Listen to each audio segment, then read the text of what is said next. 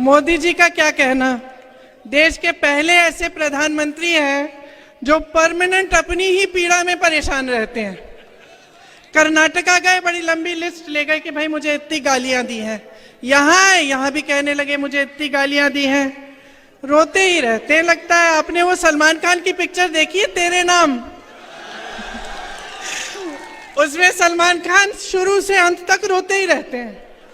मैं तो कहती हूँ मोदी जी के लिए भी पिक्चर बना देते हैं, उसका नाम रखेंगे मेरे नाम। वैसे एक बात है, मोदी जी ना आदमी की पहचान में टॉप क्लास है। दुनिया भर के गद्दारों और कायरों को इकट्ठा करके अपनी पार्टी में ले लिए। इनकी नेताओं की बात कर रहे हैं तो दूसरे यहाँ के आपके गृह मंत्री महोदय जी की हो जाए। काम है कानून का पालन कराना। पता चला कि दिन भर पिक्चर देखते रहते हैं। कौन क्या पहना है उसकी बड़ी चिंता रहती है इन्हें। क्या है कि कद में थोड़े छोटे पड़ गए हैं? लेकिन अहंकार में तो भाई वाह। तो देखो यूपी वालों की, तो हम भी यूपी के हैं, आदत है हम लोग शिकायत, गुस्सा, नाराजगी सब निकाल देते हैं। महाराज बोलने की आदत नहीं है। यहाँ 18 सालों से सरकार में 3.5 सालों में 21 रोजगार दिए हैं। कोई स्कूल या कॉलेज खोला है? बंद किए। 7,000 से अधिक स्कूल मध्य प्रदेश में बंद हो चुके हैं। आप ओपीएस को देखिए, कांग्रेस के हर प्रदेश में आज ओपीएस लागू है। मां पीताम्बरा देवी जी की, मां बगलामुखी देवी जी की, गोपेश्वर महादेव जी, वनखंडेश्वर महादेव जी की पावन भूमि में आकर आज मेरा बहुत सौभाग्य है। मैं पीताम्बरा माता के दर्शन करने 1.5 साल पहले गई थी। उस समय मैं यूपी में काम कर रही थी और वो जगह ऐसी है कि मैं राजनीतिक प्रोग्राम के लिए आई थी, समय कम था। मैंने कहा दर्शन करने हैं तो ले चलिए। जब मैं वहां गई तो वहां से उठ नहीं पाई। आधे घंटे के लिए मैं बैठी रही ध्यान में और मुझे माता का जो शक्ति है उसका एहसास हुआ। तो इसलिए आज यहाँ आकर, इस पावन धरती पर यहाँ आकर मुझे बहुत बहुत खुशी भी हो रही है। और श्री राजेंद्र भारती जी, श्री फूल सिंह भरैया जी, श्री घनश्याम सिंह जी, श्री ब्रजेंद्र सिंह जी, श्री अवधेश नायक जी, श्री राम किंकर गुर्जर जी, श्री फरमान अली जैदी जी, श्री राधे लाल बघेल जी, श्री सीपी मित्तल जी, श्री शिव भाटिया जी, आप सबका इस सभा में बहुत बहुत स्वागत। मंच पर उपस्थित जितने भी कांग्रेस के नेतागण हैं, आप सबका स्वागत। मेरे कार्यकर्ता भाइयों और बहनों, आपका भी।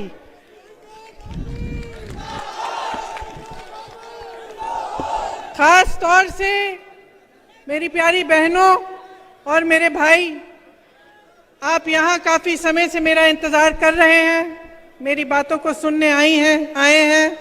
इसके लिए आपका बहुत बहुत धन्यवाद और आपका भी इस सभा में स्वागत। ये संतों और महात्माओं की तपोभूमि है, जैन समाज की तपोभूमि है, राजा वीर सिंह देव की धरती है। आप सबको मेरा प्रणाम और सादर नमस्कार। देखिए, अपना भाषण शुरू करने से पहले मैं कुछ घोषणाएं आपके सामने रखना चाहती हूं जो कांग्रेस पार्टी ने इस चुनाव में मध्य प्रदेश की जनता के लिए की हैं। उसके बाद मैं अपना भाषण शुरू करूंगी। महिलाओं के लिए आपने सुना होगा कि प्रतिमाह 1500 रुपए सरकार आने पर हम दिलवाएंगे। गेहूं का समर्थन मूल्य 2600 रुपए बनाएंगे। आज भी छत्तीसगढ़ में कांग्रेस की सरकार धान के लिए 2400 से अधिक दे रही है। धान के लिए समर्थन मूल्य आपको 2400 मिलेगा। किसान के कर्ज माफ करने का काम हमारी सरकार ने शुरू किया था जब सरकार बनी थी। फिर आप सबको मालूम है कि उसका क्या हुआ, सरकार को किस तरह से गिराया गया। लेकिन वो काम हम फिर से शुरू करेंगे। अगर हमारी सरकार आएगी तो हम किसानों के कर्ज माफ करना शुरू करेंगे। 100 यूनिट बिजली माफ होगी, 200 यूनिट बिजली बिल हाफ होगी, मतलब आधी होगी। पुरानी पेंशन लागू की जाएगी। आप सब इसके बारे में मैं थोड़ी लंबी चर्चा बाद में करूंगी। गैस सिलेंडर 500 रुपए में मिलेगा। 5 हॉर्स पावर की सिंचाई की बिजली मुफ्त मिलेगी। ओबीसी के लिए आरक्षण 27% का किया जाएगा। जाति जनगणना आपके प्रदेश में हम कराएंगे। 2 लाख सरकारी पद भरे जाएंगे। प्रतियोगी परीक्षा में निशुल्क मतलब 100% आपको छूट मिलेगी फीस के भरने के लिए। तो प्रतियोगी परीक्षाएं जितनी भी हैं वो निशुल्क हो जाएंगी। परिवार सहित 25 लाख रुपए तक का बीमा और 10 लाख का दुर्घटना बीमा मिलेगा। ये भी आज कांग्रेस के प्रदेशों में हो रहा है। राजस्थान में 25 लाख तक मुफ्त इलाज हो रहा है। पढ़ो और पढ़ाओ योजना है जो कांग्रेस कह रही है कि करेगी। इसमें कक्षा 1 से 12 तक निशुल्क शिक्षा होगी। कक्षा 1 से 12 तक जो बच्चे स्कूल में भर्ती होंगे और जो पढ़ाई के लिए जाएंगे उनको हर महीने 500 से लेकर 1500 रुपए उनके परिवारों को दिए जाएंगे, उनको प्रोत्साहित करने के लिए और जो स्कूल का सामान है वो खरीदने के लिए। तो देखिए ये थी घोषणाएं। अब घोषणाएं तो सब करते हैं कि नहीं? भाजपा वाले भी करते हैं। कितनी घोषणाएं की हैं उन्होंने? यहाँ 22,000। कभी उनके नेता है ना तो पूछ लीजिए, किसी को भी 22,000 घोषणाएं अगर याद हो खड़े होके सुना दे, है ना? पब्लिक को तो याद नहीं है। मैं तो कहती हूँ नेताओं को भी याद नहीं रह सकती है, क्योंकि वो कुछ अलग तरह की घोषणाएं होती हैं। वो खोखली घोषणाएं हैं जो चुनाव के समय की जाती हैं। जैसे आपकी जो लाडली योजना है बहनों, बताइए 18 सालों से सरकार है तो 2 महीने पहले क्यों की है घोषणा? क्या 2 महीने पहले से, जब 18 सालों से आप गरीबी और संकट का सामना नहीं कर रहे थे? तो ये लोग जो घोषणाएं करते हैं वो ये समझ के करते हैं कि भाई जनता को हम बेवकूफ बना सकते हैं। जनता को, पब्लिक को क्या नहीं कहा इन्होंने? आपको कहा कि आपको रोजगार दिलवाएंगे, बताइए मिले? हाथ उठा लो जिसको रोजगार दिया है। 3.5 सालों में 21 रोजगार दिए हैं। 21 रोजगार। वहां बगल में छत्तीसगढ़ में कांग्रेस की सरकार है। पूरे देश भर में सबसे कम बेरोजगारी का दर छत्तीसगढ़ में है। यहां 18 सालों से सरकार में 3.5 सालों में 21 रोजगार दिए हैं। कोई स्कूल या कॉलेज खोला है? बंद किए। 7,000 से अधिक स्कूल मध्य प्रदेश में बंद हो चुके हैं। अस्पतालों में सुविधा मिलती है, स्वास्थ्य सुविधा। बताइए बीमार पड़ते हैं तो कहाँ जाना पड़ता है? प्राइवेट में जाते हैं कि सरकारी अस्पताल में? कहाँ? प्राइवेट के में जाने के लिए पैसे कहाँ हैं? कमाई ही नहीं है। और स्वास्थ्य सुविधाओं में जितने भी अस्पताल हैं, स्वास्थ्य सुविधा है मध्य प्रदेश की, हर स्तर पे अगर आप उसको देखेंगे, हर स्तर पे पद खाली पड़े हैं। पद खाली हैं। अब नौजवानों हाथ उठाओ भाई, पढ़ाई कितनी की है तुम लोगों ने? सबने की है? सबने की है लगभग। आजकल तो सबसे गरीब परिवार में सबसे पहले बच्चे को पढ़ाते हैं। कैसे भी मेहनत कर लें, दिन रात खेती में मेहनत कर लें, कहाँ भी कर लें, ये सबसे जरूरी महत्वपूर्ण चीज होती है हर परिवार के लिए कि हमारे बच्चे पढ़ लिख लें ताकि रोजगार मिल जाए। यहाँ पर स्थितियां ये हैं कि तमाम बच्चे पढ़े लिखे हैं। ऐसी बात नहीं है कि पढ़े लिखे नहीं हो। आप भर्ती की परीक्षाएं देते हो, क्या होता है? घोटाला होता है, रोजगार नहीं मिलता। पढ़ते हो, लिखते हो, फीस भरते हो, प्राइवेट में ट्यूशन लेते हो, फिर भी कुछ नहीं मिलता। ये परिस्थितियां हैं। और आपकी शिक्षा के लिए, आपके स्वास्थ्य के लिए कुछ नहीं किया गया। इन्होंने कहा था महंगाई घटाएंगे, किसानों की आय दुगनी होगी। बताइए किसानों की आय दुगनी हुई? महंगाई बढ़ी है कि घटी है? अभी धनतेरस था, बर्तन खरीद पाए थे?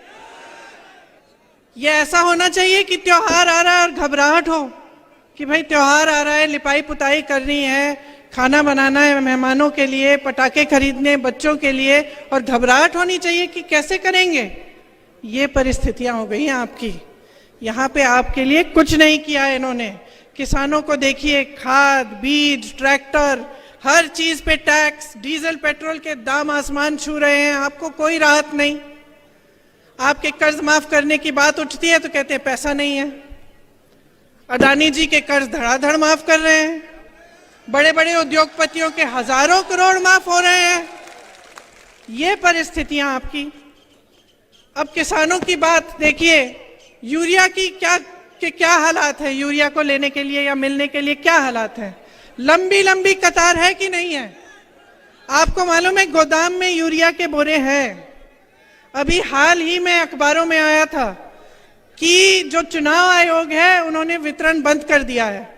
अब अखबारों में बहुत चीजें आती हैं, ये मुझे लगा कि आपके सामने मुझे रखनी चाहिए कि मैंने पढ़ा कि इसीलिए बंद किया है इनका वितरण, क्योंकि इस पे मोदी जी की फोटो चिपका दी, और मोदी जी की फोटो चुनाव के समय चिपका दी तो चुनाव आयोग ने कहा भाई इस समय आप नहीं बांट सकते। तो किसान त्रस्त है, परेशान है, पूरा सीजन निकल जाएगा, वो खेती में खाद नहीं डाल सकता। वो जाता है खाद लेने के लिए तो या तो खाद मिलती नहीं है या उसे कहा जाता है कि पहले अपना कर्ज भरो। तो क्या करेगा किसान?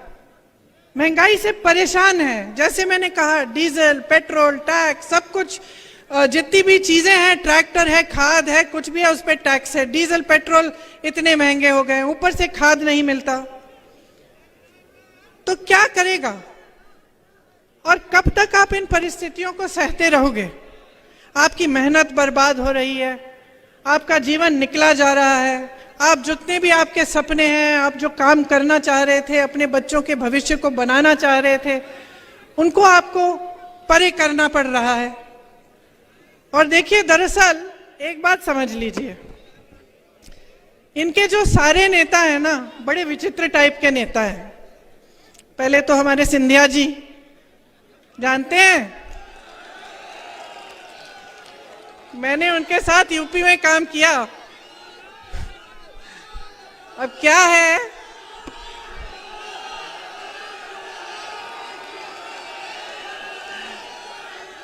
कि कद में थोड़े छोटे पड़ गए हैं? लेकिन अहंकार में तो भाई वाह। जब हम काम कर रहे थे यूपी में काम कर रहे थे तो देखो, यूपी वालों की, तो हम भी यूपी के हैं, आदत है हम लोग शिकायत, गुस्सा, नाराजगी सब निकाल देते हैं। महाराज बोलने की आदत नहीं है। लेकिन भैया उनके पास जो भी कार्यकर्ता जाता था कहते हैं दीदी कि हम क्या करें, महाराज महाराज कहना पड़ता है, हमारे मुंह से नहीं निकलता तो फिर कुछ काम ही नहीं होता हमारा। वैसे उन्होंने अपने परिवार की परंपरा अच्छे से निभाई है। विश्वासघात तो बहुतों ने किया है, लेकिन इन्होंने ग्वालियर और चंबा की जनता के साथ विश्वासघात किया है। आपके पीठ में छुरा भोंका है, बनी बनाई सरकार को गिरा दिया, और वो बनी बनाई सरकार आपकी थी, आपने वोट दिया था उसके लिए। 3.5 साल से इस सरकार ने आपको 21 रोजगार दिए हैं। वो सरकार कांग्रेस की थी। मैंने जैसे कहा, छत्तीसगढ़ में देखिए बेरोजगारी का दर क्या है, आप ही के साथ धोखा हुआ है। इनकी नेताओं की बात कर रहे हैं तो दूसरे यहाँ के आपके गृह मंत्री महोदय जी की हो जाए। काम है कानून का पालन कराना। पता चला कि दिन भर पिक्चर देखते रहते हैं, कौन क्या पहना है उसकी बड़ी चिंता रहती है इन्हें।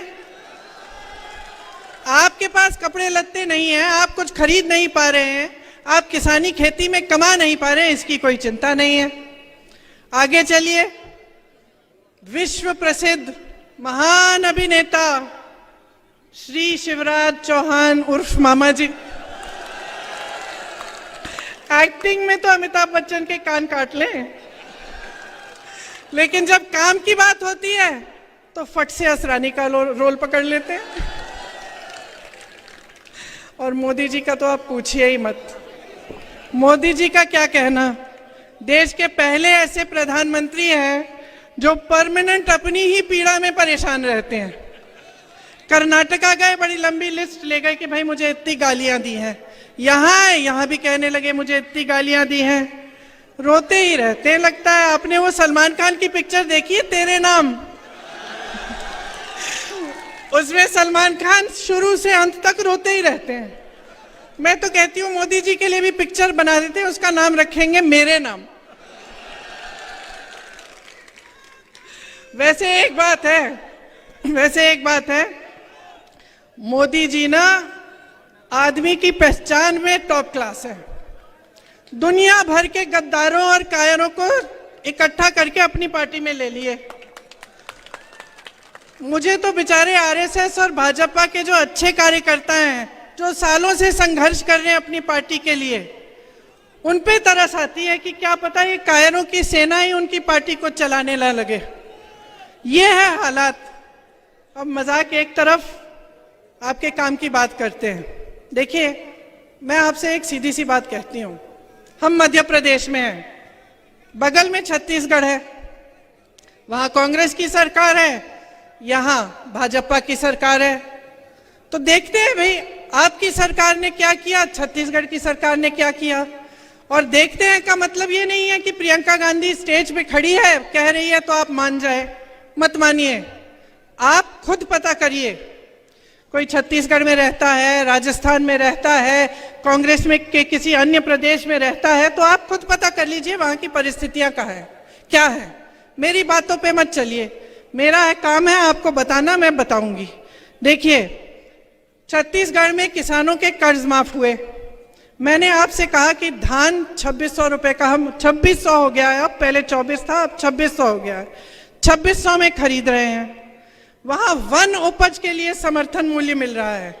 धान छोड़िए, गेहूं छोड़िए, वन उपज के लिए मिल रहा है। जो महंगाई देश की जो केंद्र सरकार है उसने थोपी है जनता पे, उससे बचाया जा रहा है लोगों को। जो आपके पैसे हैं आपकी जेब में वापस दिए जा रहे हैं। यहां जब भी ये सवाल उठता है भाजपा के प्रदेशों में, उनकी सरकारों में, तो जवाब यही आता है कि पैसे नहीं है। आप ओपीएस को देखिए, कांग्रेस के हर प्रदेश में आज ओपीएस लागू है। हमने ओपीएस लागू किया, वहां उन्होंने पैसे रोक रखे हैं छत्तीसगढ़ में, कि जब हम लागू कर भी रहे हैं तो वो कह रहे हैं हम नहीं देंगे। क्यों? जब ये सबको, बड़े बड़े उद्योगपतियों के कर्ज माफ कर सकते हैं, बड़े बड़े उद्योगपतियों को जो आपकी संपत्ति है वो सौंप सकते हैं, तो आपके लिए, आपके जेब में, चाहे आपका पेंशन हो, चाहे आपके कर्ज माफ करने की बात हो, चाहे महिलाओं के लिए कुछ राहत हो, इसकी बात क्यों नहीं कर सकते? ये क्यों नहीं कर सकते हैं? अब आप बताओ, आपके इलाके में पता नहीं आवारा पशु का है समस्या, खेतों में है कि नहीं है? है। चलो, यूपी में बहुत है, और पूरे मध्य प्रदेश में जहां जहां मैं गई हूं वहां बहुत समस्या है। तो अब हम देखते हैं कि भाई आपकी सरकार ने क्या किया। कुछ नहीं किया इसको सुलझाने के लिए। और जो छत्तीसगढ़ की सरकार है कांग्रेस की, उन्होंने देखा कि देखो ये बड़ी समस्या है, इससे किसान जूझ रहा है। रात को आवारा पशु आता है, खेत खा जाता है, तो महिलाएं दिन भर खेती के पहरेदारी करती हैं और रात को किसान जाता है, वो बेचारा बैठा रहता है पूरी रात। तो हमने सोचा कि किस तरह से इस समस्या को सुलझाया जाए। तो क्या किया उन्होंने, हजारों गौठान बना दिए। और उन गौठानों, ये ऐसे गौठान नहीं है जैसे इधर उधर दिखते हैं कि गौ माता को वहां छोड़ दिया, पानी नहीं है, चारा नहीं है, छत नहीं है और वहां पड़ी रहती है। ऐसे गौठान नहीं। उन्होंने सोचा कि ऐसे गौठान बनाएंगे जिससे जो गांव की अर्थव्यवस्था है वो मजबूत हो जाएगी। तो क्या किया, वहां जो स्वयं सेवा समूह है महिलाओं के, वो बनवाए, महिलाओं को रोजगार दिया। ये कह दिया कि अगर आप गोबर बेचेंगे, हम गोबर आपसे खरीदेंगे। सरकार जनता से कहा कि हम गोबर खरीदेंगे। तो क्या हुआ, लोगों ने आवारा पशु रखने शुरू किए, क्योंकि उससे कमाई शुरू हो गई। तो आवारा पशु रखना शुरू किया, उसकी गोबर सरकार ने खरीदी, उसमें से गोबर गैस बनाया, अन्य ऐसी चीजें बनाई, और गौठान में खूब रोजगार दिलवाए, खासतौर से महिलाओं को। तो वहां मैं ऐसी महिलाओं से मिली हूं जो उन गौठानों में काम करके अपने स्वयं समूह द्वारा स्वयं सेवा समूह द्वारा 1 लाख से 6 लाख रुपए कमा रही हैं महिलाएं। तो एक बड़ी समस्या थी, उसको सुलझाने के लिए दिमाग लगाया गया और ये तय किया गया कि हम इस तरह से सुलझाएंगे कि जनता की सुविधा हो जाएगी। और आज मध्य प्रदेश में किसान उसी से जूझ रहा है। मैं तो कहती हूँ नकल ही कर लेते। छत्तीसगढ़ में जो प्रोग्राम है, जो योजना है, उसकी नकल करके यहाँ कर लेते हैं, उतना भी नहीं किया। तो जो आपकी बड़ी बड़ी समस्याएं हैं उससे आज आप जूझ रहे हैं, बहुत परेशान हैं। गांव को मजबूत करने की जो बात होती है ना, वो शुरू में महात्मा गांधी जी ने की थी। ग्राम स्वराज कहते थे उसे। कहते थे कि जब तक ग्राम स्वराज पूरी तरह से नहीं होगा तब तक ये देश पूरी तरह से स्वतंत्र नहीं हो सकता, ये कहते थे गांधी जी। तो जो कांग्रेस की सरकारें हैं वो चाहते हैं कि ग्राम में मजबूती आए, गांव में। मतलब जो गांव का गरीब है उसे ग्रामीण रोजगार भी मिल जाए, उसे पलायन करने की जरूरत ना हो। तो इसीलिए मनरेगा जैसी स्कीम कांग्रेस पार्टी लाई थी। आप जानते हैं कि मनरेगा की स्कीम से आपको ग्रामीण रोजगार मिलते थे। खेती किसानी पर और जोर डाला ताकि आपको समर्थन मिले, सरकार मदद करे, आपकी सहायता करे ताकि आप कमा पाएं अपनी खेती से। आज छत्तीसगढ़ में ये स्थिति है कि जो पलायन करके चले गए थे, जिनको रोजगार नहीं मिल रहा था भाजपा के शासन में, और वो चले गए शहरों में कि भाई रोजगार वहां अच्छा मिल जाएगा, वो वापस आ रहे हैं। किसानी में जो रोजगार है वो बढ़ रहे हैं छत्तीसगढ़ में। और ये सिर्फ छत्तीसगढ़ की स्थिति नहीं है, ये राजस्थान, हिमाचल प्रदेश, कर्नाटका, जहां जहां हमारी सरकारें हैं वहां हमारी पूरी कोशिश ये है कि पंचायत मजबूत हो, गांव मजबूत हो, ग्रामीण रोजगार मिले, आपके लिए सुविधा हो। बेरोजगारी जो है बहुत बढ़ गई है पूरे देश में। 45 सालों में सबसे ज्यादा बेरोजगारी आज है देश में, भाजपा के राज में। जी आके दे दीजिए, आ जाइए।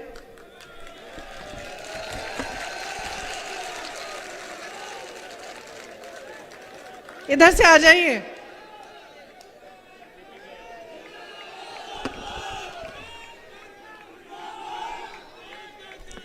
अब आपकी यहां मध्य प्रदेश की क्या स्थिति है? जैसे मैंने कहा, तमाम सरकारी पद खाली हैं, परीक्षाओं में घोटाले पे घोटाला हो रहा है। 3.5 साल में 21 रोजगार दिए हैं आपको, और रोजगार आखिर ये देंगे कहां से? जो बड़ी बड़ी कंपनियां थी सारे अपने दोस्तों को इन्होंने पकड़ा दी हैं। मोदी जी ने जो बड़ी बड़ी सरकारी कंपनियां थी वो, और जो जहां से रोजगार मिलता था, जो हमारे बंदरगाह है, जो हमारे एयरपोर्ट है, जो हमारे हवाई अड्डे हैं, सब अपने बड़े बड़े उद्योगपति मित्रों को दे दिए।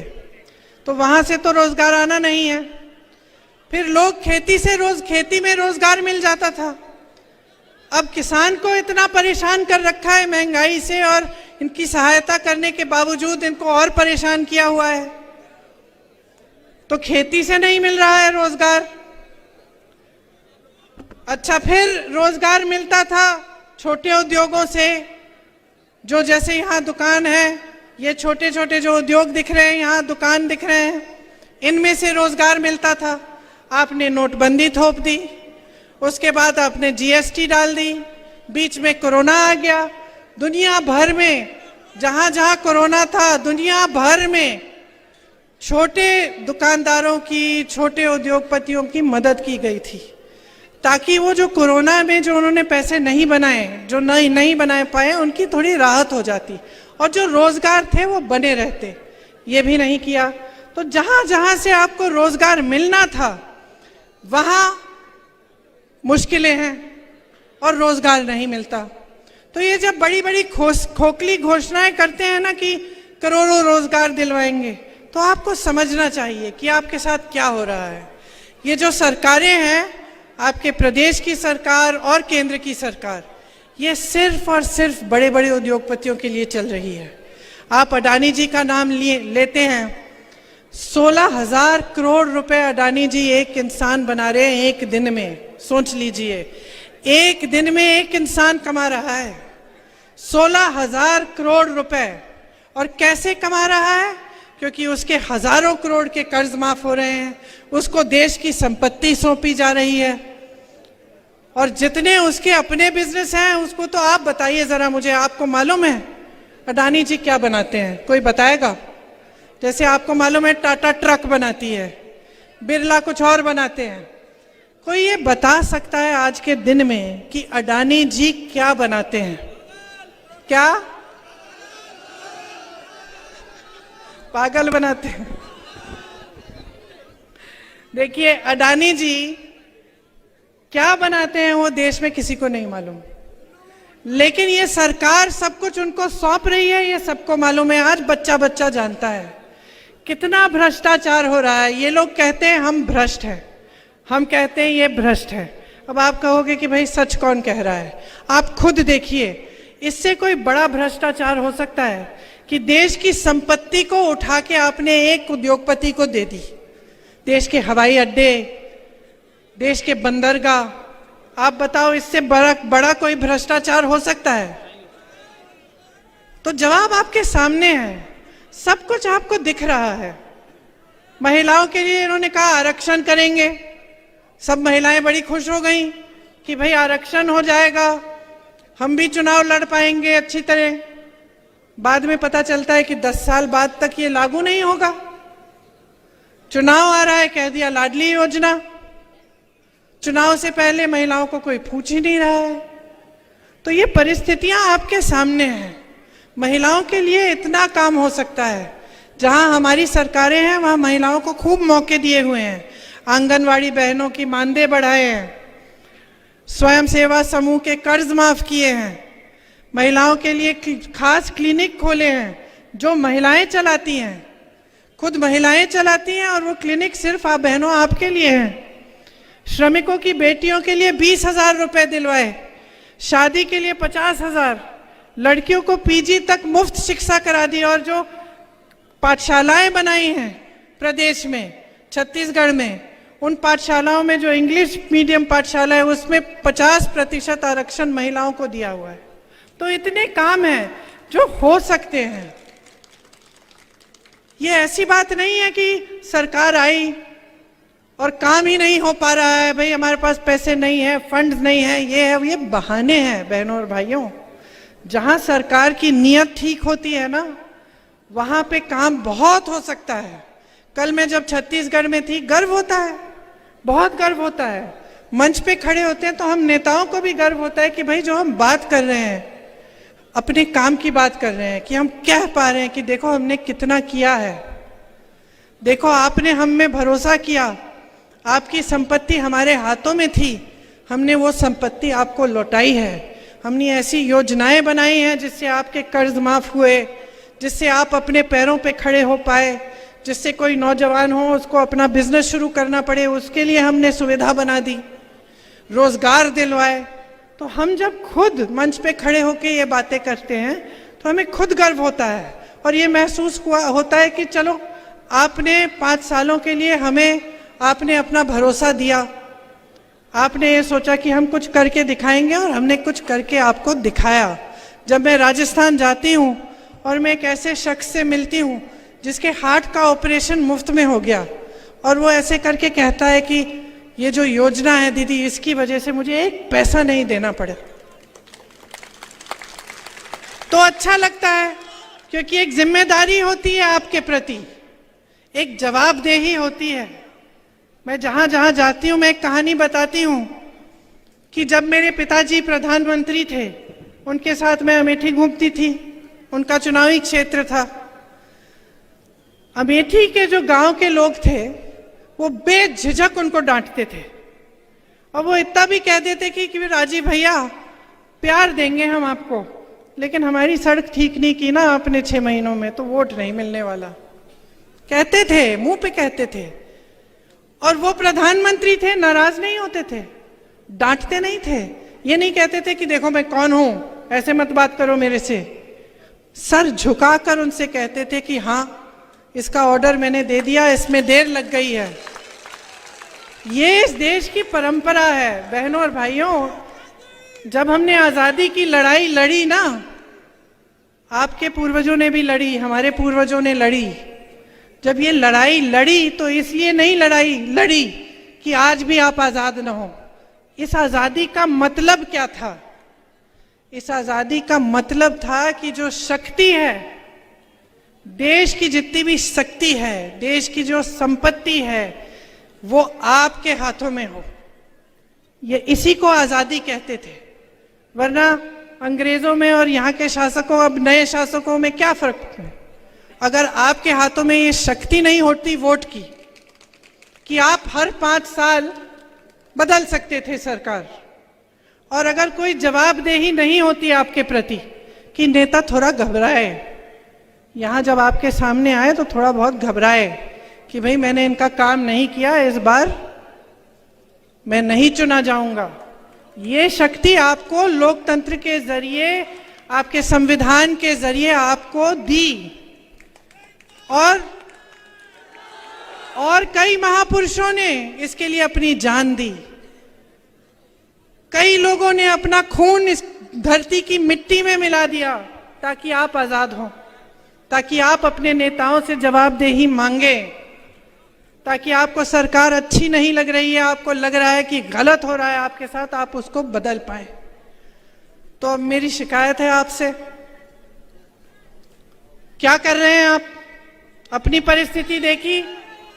मैंने सुना है यहाँ पे आप ही के क्षेत्र में तमाम निर्दोष लोगों पर फर्जी केस लगा के जेल में डाल देते हैं, है?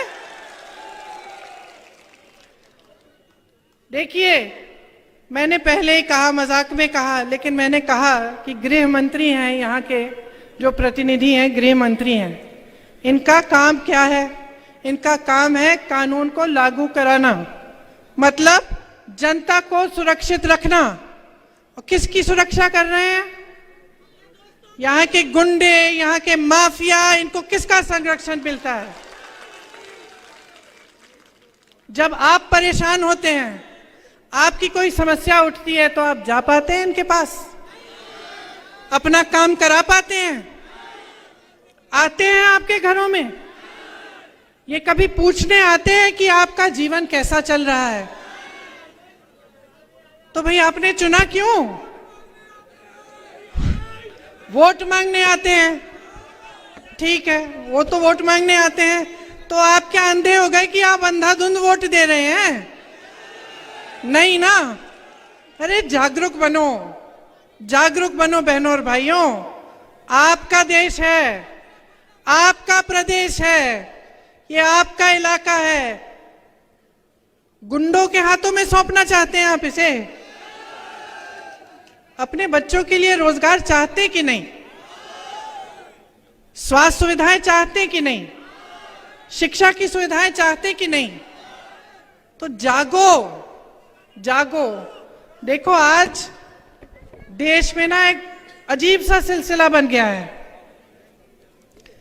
ये पावन धरती है,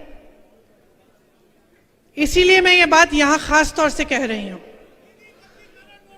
धर्म के नाम पर जो आपका वोट लेने आता है, उसके मन में एक बात बहुत अच्छी तरह से बैठ गई है। आप ये बात सुन लो भाइयों और बहनों, ये बात बैठ गई है कि मैं कुछ भी कर लूंगा, मैं चाहे एक काम नहीं करूं जनता के लिए, मैं चाहे एक सड़क ठीक नहीं करूं, एक टूटी में भी पानी न आए, समस्या उठी किसानों की, मैंने आंख मूंद के दूसरी तरफ मैंने देख लिया, मैं सब कुछ कर सकता हूं, बशर्ते चुनाव के समय में मंच पे खड़ा होकर धर्म की बात करूं। लोगों के जज्बात उभर जाएंगे, लोग धर्म की बात मानते हैं और धड़ाधड़ मुझे धर्म के नाम पर वोट मिल जाएंगे। ये बात सही है कि नहीं है? जो नेता ये समझ गया है कि मुझे काम करने की जरूरत नहीं है, मैं धर्म या जाति की बात करूंगा और उस आधार पे मुझे वोट मिल जाएंगे, वो नेता काम बंद करना शुरू करेगा। वो करेगा ही नहीं। कल को आप ये जो नेता यहाँ पे हम लोग बैठे हैं सब, कल हमें आप छूट दे दो, हमें आप कह दो कि भाई काम करने की जरूरत नहीं है, आप हमारी जज्बात की बातें करो, आपको वोट मिल जाएगा, तो हम भी बैठ जाएंगे। क्यों नहीं? ये तो इंसान की फितरत होती है। जब जवाबदेही नहीं है, जिम्मेदारी नहीं है, तो इंसान बैठ जाता है। घर में ऐसा होता है, आप अपने बेटे को कोई जिम्मेदारी ना दो, उसको खिलाते रहो पिलाते रहो, घर में बैठा रहता है, क्या करेगा? बाहर जाके नौकरी ढूंढेगा? नहीं ढूंढेगा। जब बेटा गलत करता है, काम नहीं करता, या मान लो कहीं किसी के घर में चले गया, कुछ उठा के ले आया, तो माँ उसको डांटती है, उसको थप्पड़ मारती है, कहती है कि क्या चोरी करके लाया, जा वापस दे, कहती है कि नहीं? तो तुम बच्चों को डांटते हो, बच्चों को सुधारने की कोशिश करते हो, नेताओं को क्यों नहीं सुधार रहे?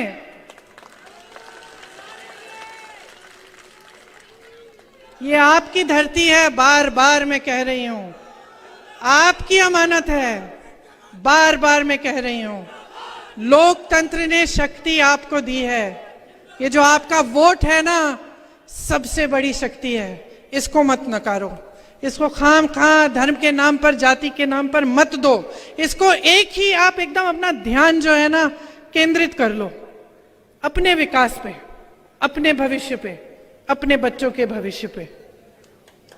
आपको याद है महाभारत में जब अर्जुन ने यूं अपना बाण पकड़ा, एकदम अपना ध्यान केंद्रित कर दिया मछली की आंख पे, उसी तरह अपना ध्यान केंद्रित करो, नहीं तो छूट जाएंगे 5 साल और। जो बर्बादी आप देख रहे हो, जो ये घोटालों वाली सरकार है, एक के बाद एक भ्रष्टाचार की सरकार है, समझ लो इसका नुकसान कोई नेता नहीं भर रहा है, कोई नेता नहीं भर रहा है, इसका नुकसान आप भर रहे हो, आपके बच्चे भर रहे हैं, आप भुगत रहे हो। भ्रष्टाचार से मालूम है सबसे ज्यादा नुकसान किसको होता है? युवाओं को, सबसे ज्यादा। ये पैसा आता कहाँ है? जब हम सुनते हैं कि फलाना घोटाला हो गया, 2000 करोड़ रुपए का घोटाला, 3000 करोड़ रुपए का घोटाला, व्यापम घोटाला, किसी और का घोटाला, तो ये जो 2000-3000 करोड़, हम किसकी बात कर रहे हैं? किसके पैसे हैं ये? एक दूसरे से तो नहीं ले रहे हैं ये नेता, नहीं ना, किसी दूसरी राजनीतिक पार्टी से भी नहीं ले रहे हैं, किससे ले रहे हैं? आपसे ले रहे हैं। लोकतंत्र में ना सरकार की कोई संपत्ति नहीं होती है, जनता की होती है, जितनी भी संपत्ति है आपकी है। तो आपको जागरूक बनना पड़ेगा। और जब मैं कहती हूं ध्यान केंद्रित करो, तो सोचो भाई सरकार हमें क्या दे रही है? क्या महिलाओं को हर महीने कुछ मिल रहा है? क्या रोजगार मिल रहा है? रोजगार से हमारी कमाई हो रही है? किसानों को राहत मिल रही है? ये बड़े बड़े लंबे चौड़े बिजली के बिल जो आते हैं, इसमें राहत मिल रही है? पूछो, क्योंकि ये सब आपका अधिकार है, कोई आप पर एहसान नहीं करता। हम जब कहते हैं ना, नेताओं की आदत भी खराब कर दी आपने, कहते कि हम दे रहे हैं, हम आपको हर महीने पैसे देंगे, कहते हैं ना सब नेता, कहते हैं कुछ नहीं दे रहे हैं, ये सब आपका पैसा है, आपको वापस कर रहे हैं। कहना चाहिए हम आपका पैसा लौटा रहे हैं, ये कहना चाहिए। तो आदत खराब मत करो। अब बहुत समय हो गया है, 18 सालों से भुगत रहे हो। अगर आपने खुद अपने जीवन में खूब तरक्की देखी है, आप खुश हो, आप परेशान नहीं हो, तो ठीक है, फिर से भाजपा की सरकार बना दो। नहीं, मैंने सुना है कि इस बार खासतौर से दतिया में बदलाव आ रहा है। मैंने सुना है कि खनन माफिया, लैंड माफिया से आप छुटकारा चाहते हैं। मैंने सुना है कि जो भ्रष्टाचार हो रहा है, जो मिलावट हो रहा है, नशाखोरी हो रही है, इससे आप छुटकारा चाहते हैं। सही सुना है? तो मन बना लो, मन बना लो भाई और बहनों, इतना मुश्किल नहीं है, एक वोट की बात है। आज आखिरी दिन है प्रचार का, सोच समझ के अपना वोट दो। मेरी दादी जी इंदिरा जी कहती थी कि जनता में सबसे ज्यादा विवेक है। जब जनता ने उन्हें हराया, मालूम है आपको, 77 में उनको हराया, अपनी ही सीट हार गई थी, काफी समय के लिए मायूस थी, घर में ही बैठी रहती थी, कुछ महीनों के लिए कमरे में ही रहती थी।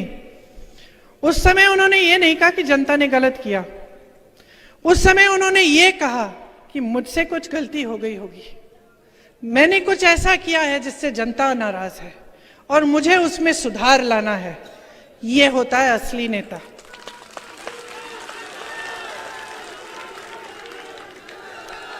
तो इंदिरा जी कहती थी कि जनता में सबसे ज्यादा विवेक है। उनके दिल में आपके लिए श्रद्धा थी, वही श्रद्धा हम सबके दिलों में है। इसलिए मैं यहां आती हूं, आपसे वोट नहीं मांगती, आपसे शिकायत करती हूं और आपसे जागरूकता मांगती हूं, क्योंकि मेरे मन में भी आपके लिए श्रद्धा है। मैं जानती हूं कि ये लोकतंत्र है, आप ही सर्वोपरि हैं, नेता को बनाने वाले आप हैं, लेकिन ये बात आपको समझनी पड़ेगी। जब मैं कहती हूं ध्यान से सोच समझकर अपना वोट डालो, तो मैं यही कह रही हूं कि समझ जाओ कि आपके इर्द गिर्द क्या हो रहा है, क्या आपका इस्तेमाल किया जा रहा है, आपके जज्बातों के नाम पर, धर्म के नाम पर आपसे वोट मांगा जा रहा है, लेकिन काम के नाम पर कोई नहीं मांग रहा। आप एक ऐसी नई परिस्थिति बना लो ना कि जो भी आपके मंच पे आए, या तो आपके विकास का काम की बात करे या फिर आप सुने ही नहीं। नई परिस्थिति बनाओ। आप सोचो, हम 10-20 नेता बैठे हैं, आप हजारों की जनता हो। हमने फिजूल की बात शुरू की, आप चिल्लाना शुरू कर लो, बोलो हमें नहीं सुननी है बात, हमारे काम की बात सुनाओ, तो हम मजबूर हो जाएंगे ना। हम आपके गांव आए, हमने काम नहीं किया आपके लिए, बहुत घोषणाएं की थी, बहुत वचन दिए थे, पूरे नहीं किए, तो जब हम गांव आते हैं तो हमें जवाबदेह बनाओ। अमेठी की जनता करती थी, ज्यादा साल नहीं गुजरे हैं, बस ये हो गया है कि आपको जो धर्म के नाम पर जो जिस तरह से आपके सामने जो प्रचार किया गया है, उससे आपका नुकसान हुआ है। क्योंकि किसी को धर्म का इस्तेमाल नहीं करना चाहिए। धर्म हम सबके दिलों में है, हम हिंदुस्तानी हैं, चाहे किसी भी धर्म के हों। धर्म में हमारी बहुत आस्था है। तो मैं सिर्फ ये कहना चाहती हूं कि नेता के दिल में भी जनता के प्रति आस्था होनी चाहिए, वही आस्था होनी चाहिए, क्योंकि नेता का एक ही धर्म होना चाहिए, आपका विकास, आपकी तरक्की, आपको सशक्त बनाना। तो मैंने काफी लंबी बातें कर ली, लेकिन मेरी बातों को भूलो मत। परसों वोट देने जाओगे तो ध्यान से मेरी बातों को याद रखो। बदलाव लाना है, दतिया में बदलाव लाना है, मध्य प्रदेश में बदलाव लाना है। आपको अच्छे नेता मिले जो काम करके दिखाएं आपको, जो दिन रात एक करके दिखाएं आपको, जो आप ही के लिए समर्पित हैं। तो आप कांग्रेस को चुनिए, 5 सालों का मौका दीजिए। देखिए छत्तीसगढ़ में क्या हो रहा है, राजस्थान में क्या हो रहा है, कर्नाटका में क्या क्या नहीं हो रहा है। आप इन सब प्रदेशों में देखिए, और जो आपका अनुभव रहा है 18 साल का भाजपा की सरकार का, उसका आप इस्तेमाल करिए, उसके बारे में सोचिए, और उस आधार पर जब आप वोट डालेंगे सोच समझकर, अपने विवेक का इस्तेमाल करके, तो मैं दावे के साथ कह सकती हूं कि बदलाव आएगा। एक बार मेरे साथ बोलिए जोर से,